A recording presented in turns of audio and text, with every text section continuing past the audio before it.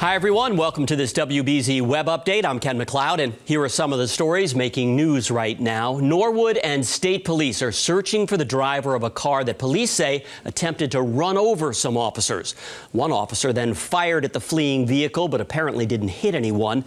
It began as a call for a domestic disturbance on Folan Avenue at about 3:15 this morning.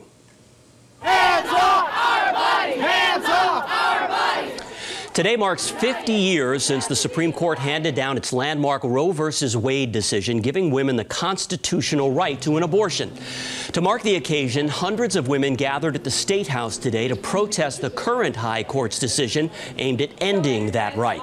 Since the court's controversial Hobbs decision in June, 18 states have eliminated access to all or most abortions. But here in Massachusetts, lawmakers have expanded abortion access.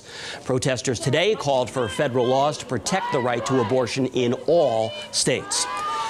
A man from Somerset, Massachusetts is under arrest, charged with driving drunk and heading in the wrong direction on Interstate 393 in Concord, New Hampshire. 23-year-old Hunter Duccio pulled off onto the median strip between exits 2 and 3. Police say Duccio appeared drunk and was taken into custody. He was released on his own recognizance and will appear in court at a later date.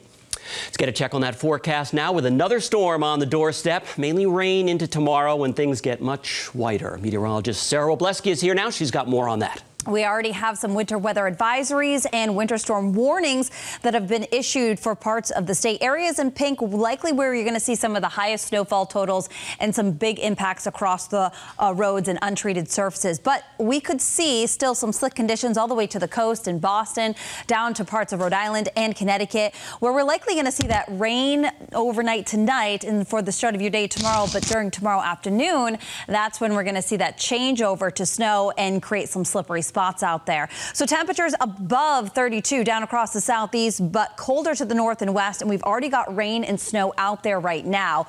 What we're going to be watching for as we go through the night is the precipitation to continue to fill on in and that rain snow line start to creep to the north. The question will be just how far north does it get?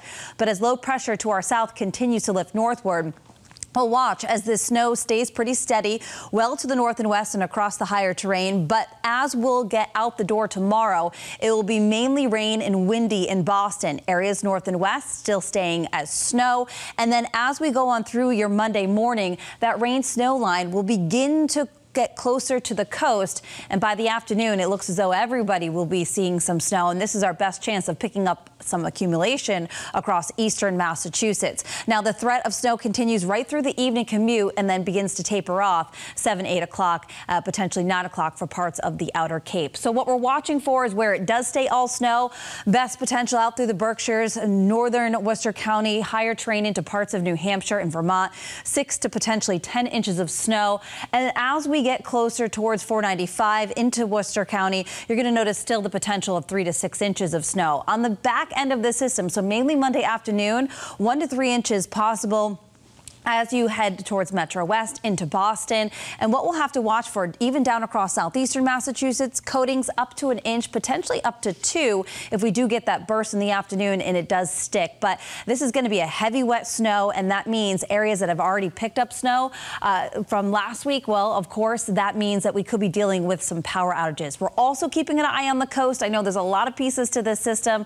We are expecting the potential of some minor coastal flooding as tides are running astronomically high and winds will be pretty gusty, 20 to 30 miles per hour at the coast around midday tomorrow. So a couple hours before and a couple hours after could see some coastal flooding on those shoreline roads.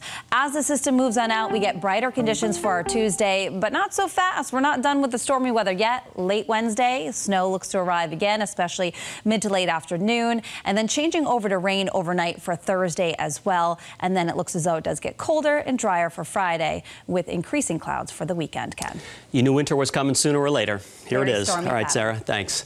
That is a check on your top stories from CBSBoston.com. We hope you have a great night, and we'll see you next time.